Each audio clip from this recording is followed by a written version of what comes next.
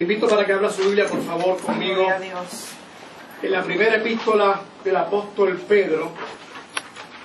Esta mañana no es que tengamos prisa, pero ante los hechos que tenemos, ¿verdad?, la energía eléctrica trabajando en nuestros predios. Primera de Pedro, capítulo 1, epístola del apóstol Pedro a la Iglesia Universal, a la Iglesia de Cristo. Capítulo 1, verso 3 al 5. Primera de Pedro.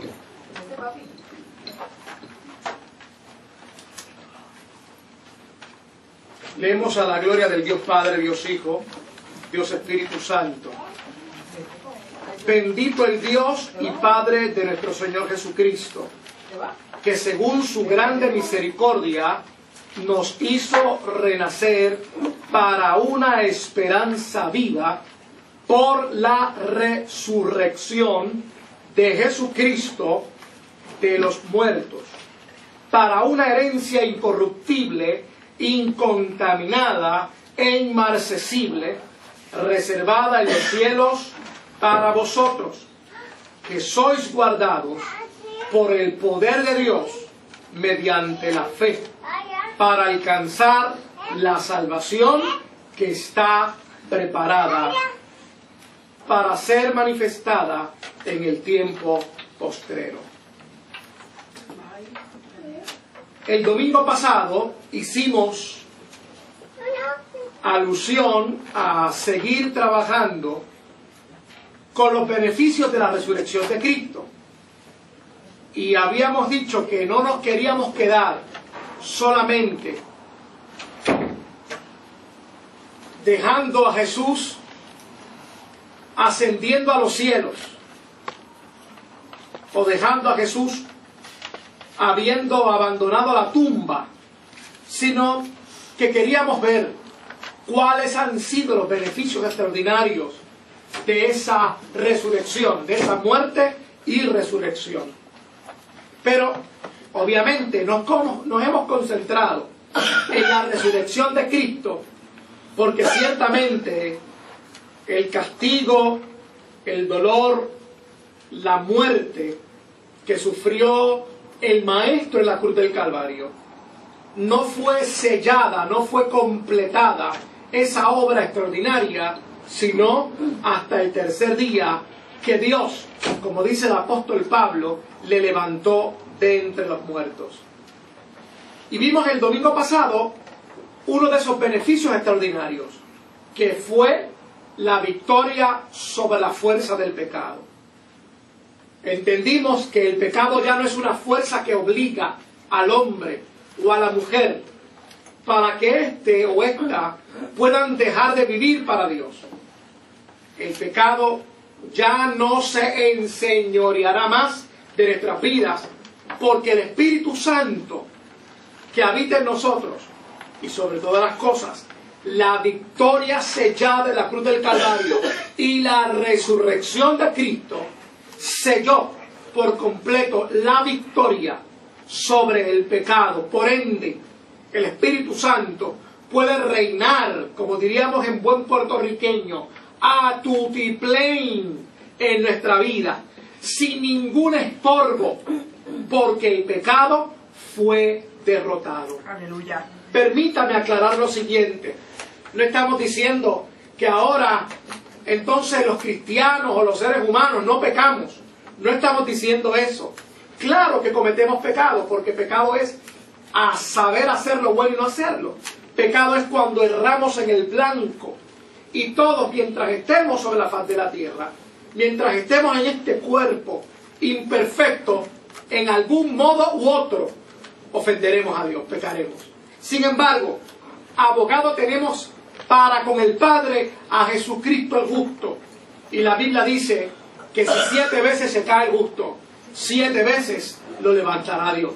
Aleluya. Estamos hablando de que esa victoria sobre el pecado no es otra cosa que el pecado no visto como una conducta, no visto solamente como una acción o actitud.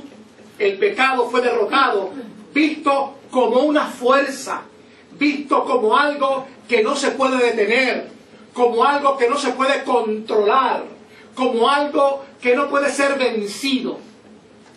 La resurrección de Cristo, cuando al tercer día fueron a buscar las mujeres, las discípulas del Señor y los discípulos del Señor, el cuerpo, y se encontraron en particular aquellos muchachos con la respuesta de los ángeles: ¿a quién buscáis? Buscáis al que vive, ha resucitado de entre los muertos. Esa exclamación, esa afirmación le dio la victoria total a Jesucristo sobre el pecado.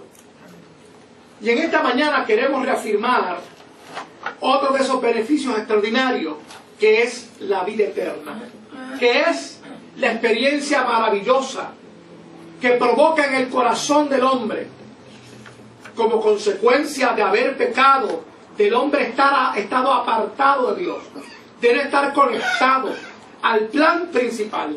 Una vez el hombre conoce a Jesucristo, que el Espíritu Santo comienza a hacer morada, que ya el pecado no tiene fuerza para obligar a ese hombre a no hacer la voluntad de Dios. El hombre, la mujer adquiere la esperanza de que aunque mueran, aunque todavía la muerte no ha sido completamente final, erradicada, porque tenemos que morir, sin embargo hay una esperanza por encima todavía de ese medio impedimento, repito, medio impedimento que es la muerte, que es la garantía de la vida eterna. De eso es lo que queremos en pocos minutos conversar en esta mañana, reflexionar sobre esa esperanza extraordinaria. El apóstol quería establecer que una vez el hombre y la mujer tenían la comunión con Dios, esa comunión con Dios en el verso 3 nos dice que nos hace hijos. Y el apóstol comienza reconociendo esa extraordinaria capacidad que tenemos nosotros para disfrutar de la esperanza y de la herencia. El apóstol comienza diciéndole en esta carta a los hermanos: bendito el Dios y Padre de nuestro Señor Jesucristo, que con su grande misericordia nos hizo renacer.